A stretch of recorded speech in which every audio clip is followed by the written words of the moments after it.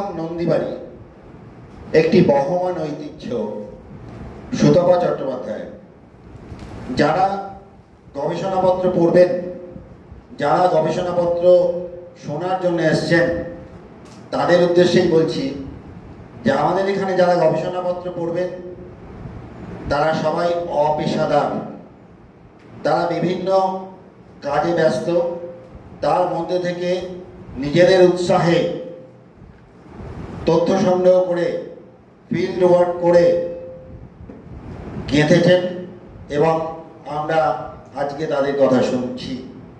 প্রথমে জামগ্রাম নন্দীবাড়ি একটি বহমান ঐতিহ্য বলবেন সুতপা চট্টোপাধ্যায়। সময় 15 মিনিট আর 5 মিনিট প্রশ্নোত্তরের জন্য, এটা সবার ক্ষেত্রে প্রযোজ্য।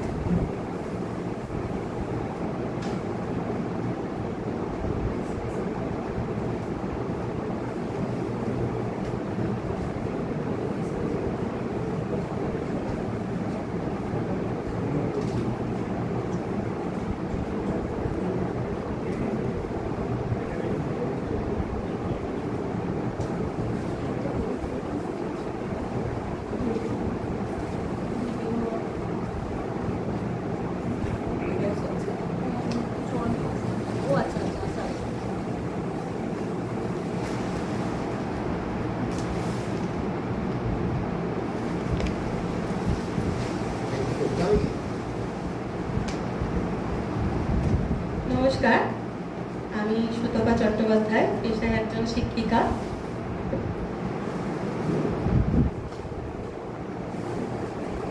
আজকে এসডিএমটি ইনস্টিটিউট অফ ইন্ডোলজিক্যাল স্টাডিজ এর আঞ্চলিক ইতিহাস চর্চা বিভাগের আয়োজিত এই আলোচনা চক্রে আমার বিষয় হচ্ছে জামগ্রাম নন্দীবাড়ি একটি বহমান ঐতিহ্য। প্রথমেই এই সভায় উপস্থিত সভামুখ্যদের আমার প্রণাম এবং উপস্থিত দর্শক শ্রোতা মণ্ডলীকেও প্রণাম জানিয়ে আমি আমার বক্তব্য শুরু করছি। আমার সন্তান যেন থাকে দুধে ভাতে, ঈশ্বরী পাটনির দেবীর কাছে এই আকুতি যেন আমাদের আপামর বাঙালি সকলে। আজকে আমার এই গবেষণাপত্রে আমি আপনাদের শোনাতে চলেছি এমন এক পরিবারের কথা, হুগলি জেলার এমন একটি পরিবারের কথা, যে পরিবারের কুলদেবতা যেন সত্যি সত্যিই নিয়েছেন সেই পরিবারের মানুষদের অন্যের ভার। আমার পরবর্তী স্লাইডে যাব। জামগ্রাম, প্রথমেই আমরা জেনে নেব জামগ্রামের অবস্থান। হুগলি জেলার একটি প্রত্যন্ত গ্রাম।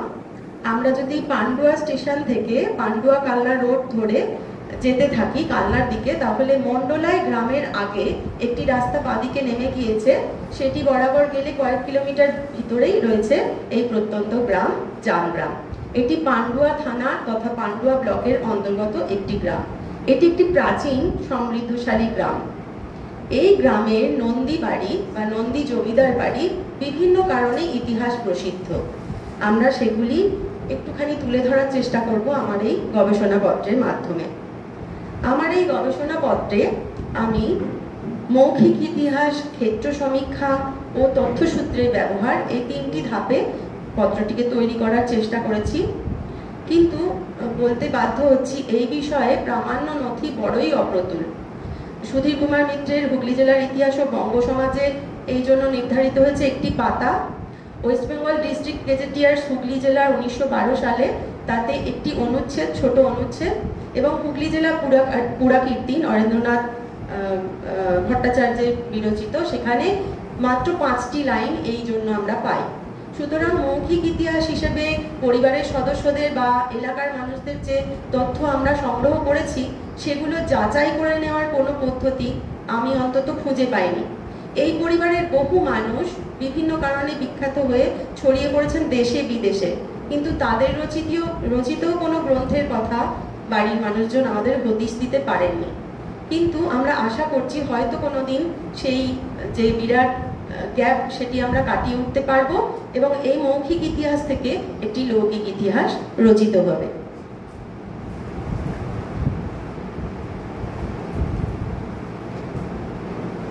আমরা দেখছি জামগ্রাম নন্দীবাড়ির ছবি। বাইরে থেকে জামগ্রাম নন্দীবাড়ির সামনের দিকটা এই রকম দেখতে লাগে। এখানে নন্দীবাড়িকে বলা হয়েছে এশিয়া মহাদেশের সর্ববৃহৎ যৌথ পরিবার। এটি আমার কথা নয়, সুধীর কুমার মিত্রের হুগলি জেলার ইতিহাস ও বঙ্গ সমাজ গ্রন্থেও উল্লিখিত আছে যে হুগলি ডিস্ট্রিক্ট যে গেজেটিয়ার 1912 সালে যার উল্লেখ করলাম, সেখানেও এটিকে এশিয়া মহাদেশের তৎকালীন সর্ববৃহৎ যৌথ পরিবার বলে বর্ণনা করা আছে। এবং বলা হয়েছে যে তৎকালীন সময় মানে 1912 খ্রিস্টাব্দে আমাদের মনে রাখতে হবে 600রও বেশি সদস্য নিয়ে এই পরিবারের 108টি শাখার মধ্যে 90টি শাখা তৎকালে জামগ্রামেই বসবাস করতেন, যার মধ্যে 50টি শাখা বাস করতেন দুর্গের ন্যায় গঠিত এই প্রাসাদোপম পৈতৃক বাড়িতে। বাড়িটির বাইরের দিক থেকে দেখলে এর বিশালত্ব ততটা অনুভব করা যায় না, কিন্তু একবার সিংহদুয়ার দিয়ে এর ভিতরে প্রবেশ করলেই পরতে পরতে উন্মোচিত হয় এর বিশালত্ব। এই বাড়িতে অনুসরণ করা হয় একটি গণতান্ত্রিক পদ্ধতি। এখানে কুলদেবতা ছিলেন বা আছেন লক্ষ্মী জনার্দন জিউ। এই বাড়ির যৌথ সম্পত্তি সমস্তটাই সেই লক্ষ্মী জনার্দন জিউয়ের নামে দেবত্র করা আছে এবং সেই সম্পত্তি তদারকি করেন দুজন সেবাই যারা উপদেষ্টা মণ্ডলীর অধীনে কাজ করতেন এবং উপদেষ্টা মণ্ডলীর সদস্যরা নির্বাচিত হতেন প্রতিটি শাখার মুখ্যের দ্বারা। এটি একটি সত্যি গণতান্ত্রিক পদ্ধতি, এই ধারা এখনো তারা বজায় রেখেছেন। দেবত্র যে সম্পত্তি আছে তাতে আছে কৃষিক্ষেত্র, দিঘি, পুকুর এইসব, এবং এই সম্পত্তি থেকেই যা আয় হয় তার থেকে দেবতাদের নিত্য পূজা, দুর্গা পুজো, লক্ষ্মী পুজো, রাস উৎসব, জন্মাষ্টমী, রথযাত্রা প্রতিটির খরচ নির্বাহিত হয়।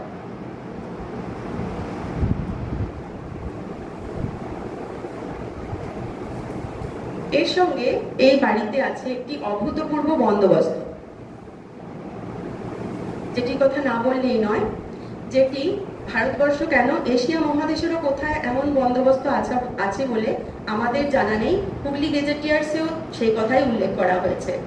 এখানে পরিবারের কেউ অভুক্ত থাকেন না। প্রতি সদস্যের প্রতিদিন মাথাপিছু 250 গ্রাম করে চাল বরাদ্দ থাকে।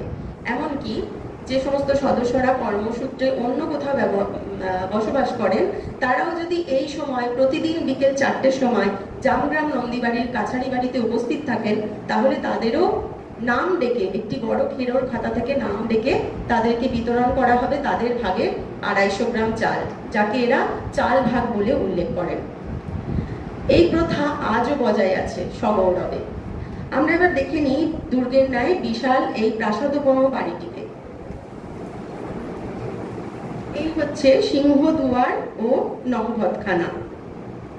এই সিংহদুয়ার দিয়ে প্রবেশ করতে হয় নন্দী বাড়িতে। আমাদের একজনের কথা উল্লেখ করতেই হবে এই পর্যায়ে, তিনি হলেন শ্রী গোপীনাথ নন্দী।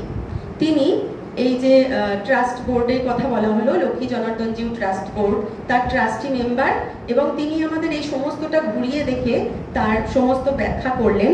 এত বিশাল এই নন্দী বাড়ি, আপনি যদি কোনো সদস্যদের সাহচর্য ছাড়া এই বাড়িতে প্রবেশ করেন পদে পদে পথ হারিয়ে ফেলার প্রবল সম্ভাবনা। তার কথায় নন্দীদের আদি বাসস্থান ছিল সম্ভবত ভাটপাড়ার নারায়ণপুর অঞ্চলে।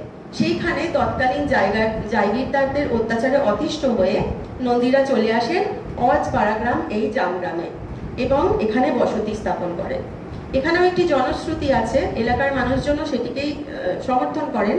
সেটি হলো দেবী নাকি নন্দীবাড়ির মানে জামগ্রাম নন্দীবাড়ির প্রথম পুরুষকে স্বপ্ন দিয়ে বলেছিলেন সুপুরি এবং লঙ্কার ব্যবসা করতে।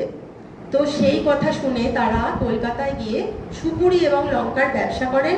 তাতে তাদের প্রভূত পরিমাণ আয় হয়, নন্দীবাড়ির সমৃদ্ধির সূচনাও হয়। তখন তারা তৈরি করেন জামগ্রাম নন্দীবাড়িতে এই দুর্গা দালানের। সিংহদুয়ার দিয়ে প্রবেশ করেই এই দুর্গা দালান চোখে পড়বে। এটি সমতল ছাদ ও খিলানযুক্ত। এখানে বৈষ্ণব মতে পুজো হয়, বলি হয় না। বিভিন্ন কারণে এই দুর্গাপুজো অনন্য। পুরনো ঐতিহ্য মেনে এই দুর্গা মন্দিরে এখনো পর্যন্ত দেবীর বেদী মাটিরই রয়ে গিয়েছে। সমগ্র বাড়িটিতে লেগেছে আধুনিকতার ছোঁয়া।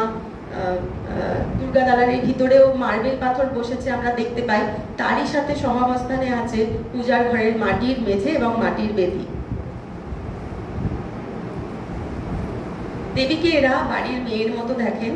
শীতকালের সময় আমরা এখানে গিয়েছিলাম বলে দেখতে পেয়েছি পরম যত্নে কাঠামোর মধ্যে দেবী এবং তার পুত্রকন্যাদের অবয়ব সুন্দরভাবে তারা শাল দিয়ে জড়িয়ে দিয়েছেন এবং পরম মমতায় তার পুজো করেন। এখানে নবগ্রহ হোম হয় নবমীর দিন এবং বিভিন্ন কারণে এই দুর্গাপুজোর কথা চারদিকে ছড়িয়ে পড়েছে। সেটি হলো নবমীর দিন এখানে পরিবারের সদস্যরা তো বটেই, যারা বাইরে বাস করেন তারাও এবং বিভিন্ন অতিথি অভ্যাগত যারা আসেন সকলের জন্য এক বিশাল ভোজের আয়োজন করা হয় এই বাড়িতে নবমীর দিন। এবং আরো একটি কথা আমরা শুনতে পেলাম, মায়ের প্রায় 100 ভরির উপরে সোনার গয়না তো আছেই, সেই গয়না নবমীর দিন মাকে পরানো হয়। সেটি তুলে রাখার জন্য দশমীর দিন রাতে স্থানীয় ব্যাগ খোলা থাকে, সেখানে ভল্টে লিস্ট মেনে মায়ের সমস্ত গয়না তুলে রাখা হয়। দুর্গাপুজোয় সমগ্র জামগ্রাম ভেঙে পড়ে নন্দীবাড়িতে। এবার আমরা যাব এর পরের মন্দিরটিতে, সেটি হলো রাস মন্দির। এই মন্দিরটি জামগ্রাম নন্দীবাড়ির প্রবেশপথে প্রথম এই ডান দিকে আমাদের চোখে পড়বে। এই মন্দিরটিতে আছেন কৃষ্ণ, তার অর্ধাঙ্গিনী রাধার সঙ্গে নিত্য পূজা হয়। এখানে খুব ধুমধাম করে জন্মাষ্টমী এবং রাস যাত্রা পালিত হয়। এরপর আমরা দেখব এই নন্দী পরিবারের কাছারি বাড়ি। বাইরে থেকে যদি নন্দীবাড়িকে দেখি, বাইরে থেকেই দেখা যায় প্রথমে সিংহদুয়ার নহবতখানা, প্রবেশ করলে দুর্গা দালান, তারপরেই যে মহল সেটি হচ্ছে কাছারি বাড়ি। এই কাছারি বাড়িতে এখনো পর্যন্ত নন্দীবাড়ির কাছারির অনেক কাজ হয়ে থাকে। এরপর নন্দীবাড়ির তাদের সকলের অভিভাবক বলে তারা যাকে মনে করেন লক্ষ্মী জনার্দন জিউয়ের মন্দির। এই মন্দিরটি সমতল ছাদ বিশিষ্ট, কিন্তু একটি চূড়া বর্তমান। এখানে লক্ষ্মী জনার্দন নারায়ণ শিলার রূপে প্রতিষ্ঠিত আছেন এবং সঙ্গে লক্ষ্মীও আছেন। নিত্য পূজা হয় এবং তারা মনে করেন এই পরিবারকে অভিভাবকের মতো আগলে রাখেন এই লক্ষ্মী জনার্দন জিউ। পিতলের সিংহাসনে শোভিত হচ্ছেন লক্ষ্মী জনার্দন জিউ। এরপর আমরা দেখছি খিড়কি পুকুর। এই যে ছবিগুলি আমি আপনাদের দেখাচ্ছি, একটি ছবি থেকে আরেকটি ছবি যেতে আমাদের কিন্তু অনেক নিচু বারান্দা, সরু গলি, খিলানযুক্ত সরু পথ পেরিয়ে যেতে হয়েছে। আমাদের একার পক্ষে কিন্তু যাওয়া সম্ভব নয়। সবটা তো এই 15 মিনিটের পেপারে তুলে আনা সম্ভব নয়, আলাদা আলাদা করে বলছি। খিড়কি পুকুর আছে নন্দীদের জমিদার বাড়ির একটি প্রান্তে, যার থেকে জল নিয়ে আগে নন্দীবাড়ির সমস্ত রান্নাবান্না এবং সমস্ত কাজ হতো। একে হেসেল পুকুরও বলা হয়। এর একটি পাড়ে আছে সেই সময়ের আঁতুর ঘর, এবং নন্দীবাড়ির সম্বন্ধে যাই উল্লেখ করব সেটাকে তারা বাড়ি বলে উল্লেখ করেন। সত্যি সত্যি সেগুলি একটি বাড়ি, রান্না বাড়ি, তারপর আঁতুর ঘর সেটিও তাই। এখানে আছে জঞ্জাল ফেলার সুবন্দোবস্ত, যেটি এই ট্রাস্টের অধীনে সপ্তাহে 2 বার করে পরিষ্কার করা হয়। মানে রীতিমতো তারা খুব ভালো করে রক্ষণাবেক্ষণ করেন এই বাড়ি, যদিও এই পুকুরের জল এখন আর ব্যবহৃত হয় না। এরপর খিড়কি পুকুর থেকে ভিতরে ঢুকে এসে লক্ষ্মী জনার্দন জিউয়ের সুবিশাল প্রাঙ্গণ পেরিয়ে, দুর্গা দালান পেরিয়ে আমরা চলেছি কাছারি বাড়ির টানা বারান্দায়, যেখানে প্রতিদিন বিকেলে অনুষ্ঠিত হয় চালভাগ অনুষ্ঠান। এখানে যে ঘরগুলি দেখতে পাচ্ছি, এটি গুদাম ঘরের মতো কাজ করে। যত শস্য সব এখানে গুদাম ঘরে জড়ো করা থাকে।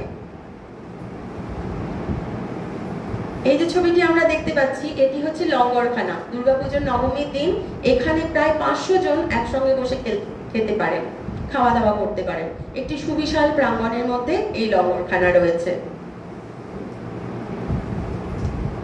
এবার আমরা এসেছি কাছারি বাড়ির দোতলায়। উঁচু উঁচু সিঁড়ি, অন্ধকার সিঁড়ি, এবং এতটাই সেটা উঁচু আমাদের পক্ষে এখন খুব অসুবিধাজনক। টানা বারান্দা, খিলানযুক্ত বারান্দা, থামের ওপর সুদৃশ্য কারুকাজ, সেই সমস্ত কিছু পেরিয়ে আমরা এসে পৌঁছলাম মিউজিয়ামের মতো এই কাছারি বাড়ির এই ঘরটিতে, যেখানে প্রাচীন দলিল দস্তাবেজ ও নথি স্তূপাকারে রাখা রয়েছে। আমাদের দেখে একটি কথাই মনে হলো, প্রথমে তো থমকে দুদণ্ড দাঁড়াতে হলো। সম্পূর্ণ ঘরটা একটি ছবিতে আনাও সম্ভব হয়নি। যে পোর্শনটা আমরা দেখতে পাচ্ছি এরকম আরো 2-3টি পোর্শন রয়েছে। তো একটি কথাই মনে হলো, এই যে প্রচুর দলিল দস্তাবেজ, এত নথি, এগুলো যদি পাঠোদ্ধার করা যেত তাহলে বোধহয় নন্দীবাড়ির ইতিহাস সত্যি সত্যি লিখিত ইতিহাসের রূপ পেত। এটা আমরা দেখছি নন্দীবাড়ির দোতলার বৈঠকখানার ঘর। বিরাট বড় খড়খড়ি দেওয়া জানলাযুক্ত একটা বিশাল হলঘর। সেখানে রয়েছে বেলজিয়াম গ্লাসের আয়না, মূল্যবান আসবাবপত্র, তৈলচিত্র সেখানে আমরা দেখতে পাচ্ছি রয়েছি। তো এই ঘরটি এখনো পর্যন্ত এনারা ব্যবহার করেন পরিবারে কারো বিবাহ অনুষ্ঠান হলে সেখানে বরকে বসানোর বা তাদের আপ্যায়ন করার ঘর হিসাবে। এর পাশেই আছে এদের বিশাল স্টোর রুম, যেটি ছবিতে দেখানো সম্ভব হয়নি, যেখানে দুর্গাপুজোর যত ফল, ভোগ রান্নার যত উপকরণ, যত সবজি সব ছড়িয়ে মেঝেতে রাখা থাকে। এটি আমরা দেখতে পাচ্ছি একটি স্কুল বারান্দা। নন্দীবাড়ির পরতে পরতে আছে ইতিহাস। আপনি প্রতিটি বাঁক ঘুরবেন, একটি নতুন মহল দেখতে যাবেন, সেখানে যেন অনেকটা ইতিহাস আপনার চোখের সামনে খুলে যাবে এবং সেটি আপনার মনে হবে যে বেশ কয়েকদিন ধরে এসে আপনাকে দেখতে হবে, যদি যথাযথ সেটার তথ্যগুলো আপনি সংরক্ষণ করতে চান। তো এইরকমই অনেক ঝুল বারান্দা, টানা বারান্দা, গলি ঘুঁজি সারা নন্দীবাড়ি ময় ছড়িয়ে রয়েছে। এরপর এসেছি আমরা নন্দীবাড়ির সুবিশাল ছাদে। সম্পূর্ণটি এই একটি মাত্র ছবিতে তোলা সম্ভব হয়নি, তবে ছবিতে আপনার যতদূর চোখ যাচ্ছে পুরোটাই কিন্তু নন্দীবাড়ি। এদের যে বিভিন্ন মহলের কথা বললাম, তারপরেও আছে এদের বসত বাড়িগুলি, যেগুলো বিভিন্ন কারণে হয়তো কেউ কেউ রিনোভেট করেছেন, কিছুটা পরিবর্তন করেছেন, কেউ আবার যেমন ছিল তেমনই রেখে দিয়েছেন। তো সব মিলিয়ে একটা অদ্ভুত স্থিতাবস্থা এবং সকলের সহাবস্থান, এই কথাটি আমাদের মনে হয়েছে। তো এই ছাদ থেকে দেখা যায় না, কিন্তু নন্দীবাড়ি পেরিয়ে, নন্দীবাড়ির পাশের রাস্তা পেরিয়ে যখন আপনি যাবেন, রাস্তার একদম প্রান্ত থেকে পাকা রাস্তা রয়েছে, যতদূর আপনার চোখ যাবে পুরোটাই নন্দীবাড়ির দেওয়াল চলেছে। এবং সেই রাস্তার অপর প্রান্তে আছে আরেকটি উল্লেখযোগ্য এদের সম্পদই আমি বলবো, যাত্রার মাঠ এবং যাত্রা মঞ্চ, যেটি এখনো পর্যন্ত মানে জীবন্ত, যেখানে তারা বিভিন্ন অনুষ্ঠান উপলক্ষে যাত্রা, নাটক, সঙ্গীতানুষ্ঠান ইত্যাদির আয়োজন করেন। সুবিশাল প্রাঙ্গণ, বিশাল পাঁচিল দিয়ে ঘেরা এবং তার চারদিকে 4টি দরজা রয়েছে সেখানে ঢোকার জন্য। তার পাশে আছে এদের নতুন দিঘি, তারপর বড় পুকুর ইত্যাদি, যেখানে যার ওপারে আমরা দেখতে পেয়েছি নন্দীবাড়ির রথ, সেই রথযাত্রায় তার পাশে বসে বিরাট মেলা। এরপর আমরা সেই ইতিহাসের সাক্ষী হচ্ছি যেখানে চলছে চাল ভাগ। লক্ষ্মী জনার্দন জিউয়ের অভিভাবকত্বে নন্দীবাড়ির একজনও এখনো পর্যন্ত অন্যের অভাবে কেউ থাকেন না, সেই পদ্ধতি এরা সগৌরবে মেনে চলেছেন। এখানে থাকলে আপনার একটা অদ্ভুত অনুভূতি হবে যে প্রায় 250-300 বছরের পুরনো এই প্রথা কিভাবে এরা এখনো পর্যন্ত বজায় রেখে চলেছেন। আমাদের এই বাড়িতে নিয়ে গিয়েছিলেন নন্দীবাড়িরই এক মেয়ে, বিবাহ সূত্রে যিনি খামারগাছিতে বসবাস করেন, সুনীতি নন্দী। শুধু একটাই আক্ষেপ, বিবাহের পরে মেয়েদের এই চাল ভাগে কোনো অধিকার থাকে না, এবং আরেকটি যথাযথ, সেটি হচ্ছে মৃত্যুর পরে তো অধিকার থাকেই না।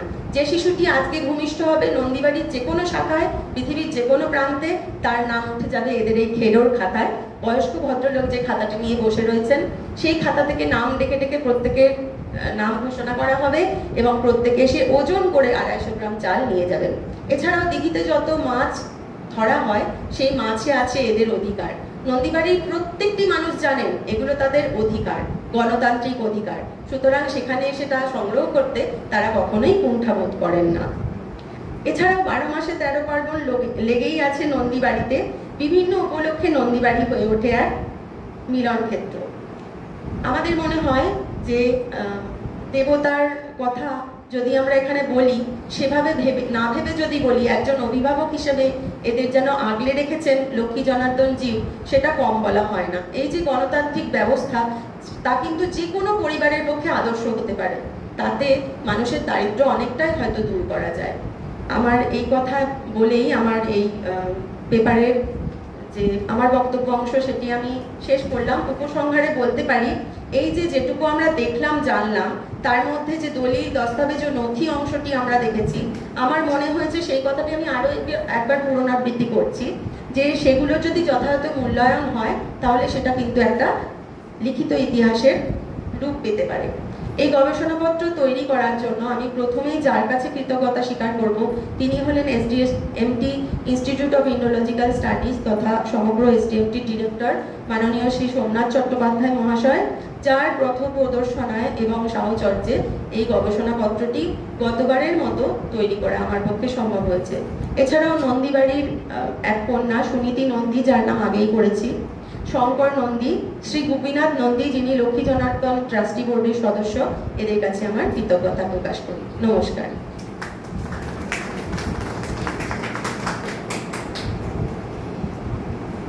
যদি কারোর কোনো প্রশ্ন থাকে এই বিষয়ে তাহলে দয়া করে করবেন।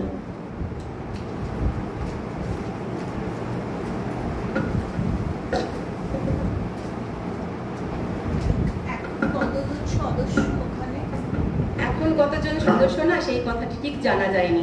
আমি ওই জন্য আমার পেপারে উল্লেখ করলাম যে 1912 সালে যদি বলা হয় 600-রও বেশি সদস্য নিয়ে তাদের 108টি শাখা আছে, যার মধ্যে 50টি শাখা এই বাড়িতেই বসবাস করে, তাহলে এখন সেটা কোনখানে গিয়ে পৌঁছতে পারবে সে বিষয়ে আমার খুব একটা সঠিক ধারণা নেই। এবং যেহেতু এটা সরকারি নয়, ব্যক্তিগত, সুতরাং সব তথ্য তারা সকলকে প্রথমবারে যে উন্মোচন করে দেবেন এমনটা নয়, সেই উদ্যোগটি আমি পাইনি। এটা এখানে আমার ব্যর্থতা আমি স্বীকার করে নিচ্ছি। কথা, কারণ এই বাড়ির একটা ছেলে, সে আমার বিশেষ বন্ধু, তাই জন্য আমার অনেকবার যাওয়া। এটা ভুলভাবে স্থান আনন্দ প্রচার করে যে কলকাতার সম্ভবত দা পরিবার, সেখানে নাকি ঠাকুর সব থেকে বেশি সোনার গয়না আছে।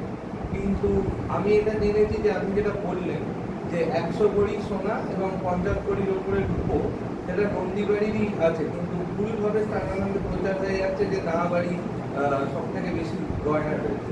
আর একটা ব্যাপার আমাকে বলেছিল যে আটমহলা ব্যাপারটা ছিল, যে খাজাঞ্চি মহল, রাজমহল, যে আটমহলাটা সব থেকে বেশি দিন এদের বাড়িতে মানে বজায় রেখেছে, কোনো মহল ভেঙে। আমি সব ছবি এই ছোট্ট পেপারে প্রেজেন্ট করতে পারিনি। রান্নাবাড়ির ভগ্নাবশেষ, বিধবাদের জন্য আলাদা রান্নাবাড়ি, তার ভগ্নাবশেষ, এবং সবগুলি মহলকে যদি আমরা গুনি তাহলে ওই 7 বা 8 সম্ভবত 7 হবে, সেটি 7 মহলা বাড়ি, কারণ বিজোড় সংখ্যায় হয় সাধারণত। আমাদের মানে আমার নিজের পৈতৃক বাড়ি বীরভূমে, এবং এদের বাড়ির সাথে আমাদের বাড়ি সিমিলারিটি আছে। আচ্ছা, আমরা জমিদার বংশ, কিন্তু বৈষ্ণব, লক্ষ্মী জনার্দন আমাদেরও দেবতা। কিন্তু এদের একটা ব্যাপার ছিল, আমি বলেছিলাম তোরা সম্প্রদায় মানে জাতে কি, তোরা বেসিক্যালি তেল বলেছিল, কিন্তু আপনি যেটা বললেন সুপুরি আর একটা কোনো লঙ্কা, তেলের ব্যবসাটা ওরা কমই করছে না, তারা করেননি। কারণ ওইখানে এই যে বললাম জনশ্রুতি, আরেকটিও জনশ্রুতি আছে, পাশেই আছে দেপাড়া, মন্ডলাই গ্রামের আগে। সেই দেপাড়ার এক পীর সাহেবের পরামর্শে তার থেকে সোনার আশ্রফি পেয়ে তারা নাকি এই ব্যবসা শুরু করেছিল, এরকম জনশ্রুতি আছে। কিন্তু সেগুলো প্রামাণ্য করার কোনো উপায় নেই, কারণ এই পরিবারের এত মানুষ বিখ্যাত হয়েছেন, সারা পৃথিবীতে ছড়িয়ে গেছে, তারা কি নিজের পরিবারের নিয়ে কোনো গ্রন্থ রচনা করার কথা ভাবেননি? হ্যাঁ হ্যাঁ, আমি এটা শুনেছি অচিন্ত নন্দী ডাক্তারবাবু, উনি এই নন্দী বাড়ির। হ্যাঁ, তো এটা আর কি মনে হয় যে আমরা আমাদের নিজেদের রুট খুঁজতে গিয়ে যদি যথাযথভাবে চেষ্টা করি সবাই, তাহলে বোধহয় নিশ্চয়ই কিছু না কিছু পাওয়া যায়। ধন্যবাদ। এবারে একটু সামনে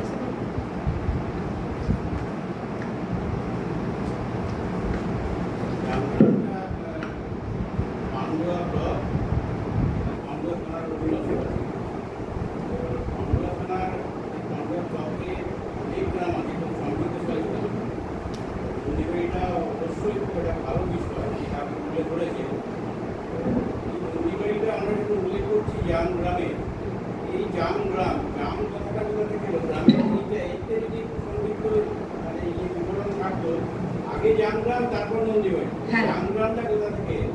যে গ্রামের নন্দীবাড়ি নিয়ে আমরা আলোচনা করছি, এটা যদি সংক্ষিপ্ত যদি আপনার কাছে কোনো তথ্য থাকে বলে আমার মনে হয়। না, আমি স্বীকার করতে বাধ্য হচ্ছি, আমার সে তথ্য নেই।